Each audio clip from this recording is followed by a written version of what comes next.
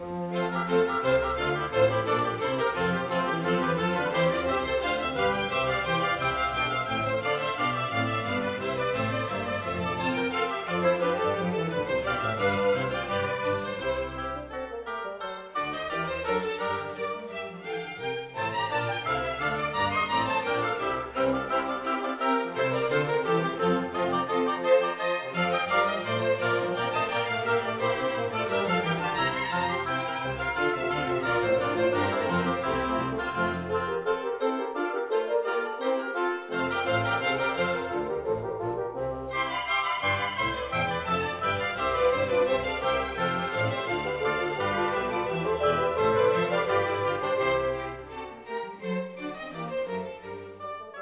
going to start on my left and ask Ahmed if he would just like to say 2 or 3 words to introduce this particular discussion. Thank you.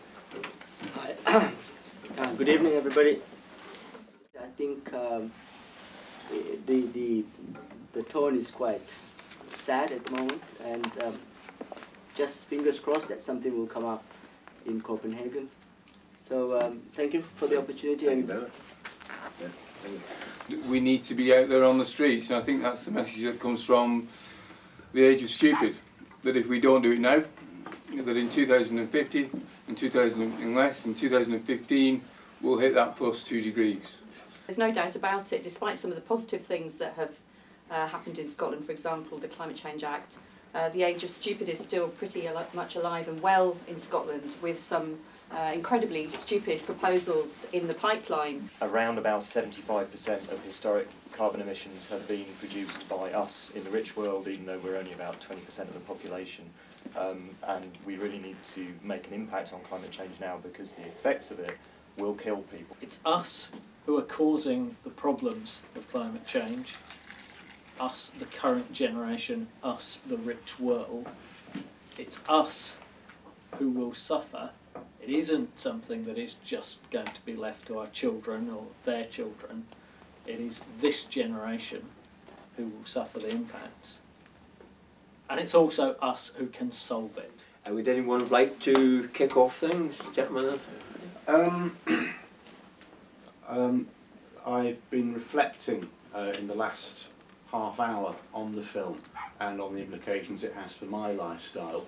One of the things I planned to do over the next few years was to lead a generally sustainable lifestyle, but to treat myself to the odd long-distance flight. This is absolutely not about putting the woes of the world on each individual's back.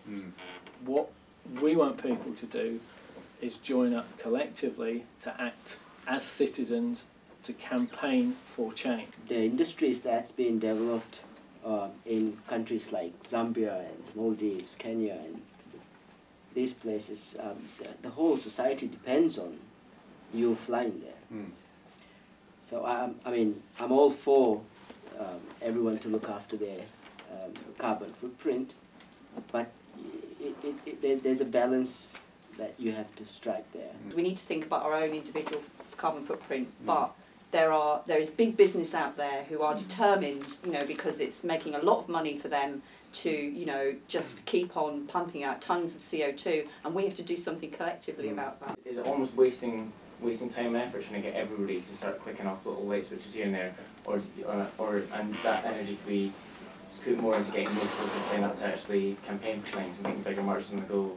All of those little things will be important, but they're not as important as the big things, and the big things will only change if we campaign and if we actually change the legislation so that people do have to think about their lifestyles. If you're going to be an effective campaigner, you can't be seen as a hypocrite. It's no good saying things to your neighbours if they know that actually you don't practice what you preach. China and India and other non-Western nations put a guilt trip on the West now, saying you have pumped out all this carbon dioxide. But 10, 20, 30 years ago, they weren't saying, look, stop what you're doing, you're ruining the environment. Is that fair? Well, yes, in a way, it is fair. But at the same time, perhaps people didn't take climate change and greenhouse gas issues as seriously as they take now. Countries like Brazil, China and India, they want to develop. The leaders there can't go to a village and say, sorry, can't give you electricity for the next 10, 15 years until we have enough money to build wind turbines and all that. So it really is a common issue. I think when you look at like telling people to stop going and taking flights, you know, when they just like, they work and they get 2 weeks off a year, they don't want to sit, you know, at home. I don't think you should deny that person 2 weeks of bliss.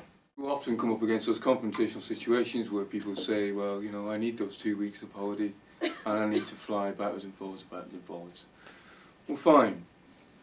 But by 2015 we have to hit that 2 degrees or less, pre-industrial levels.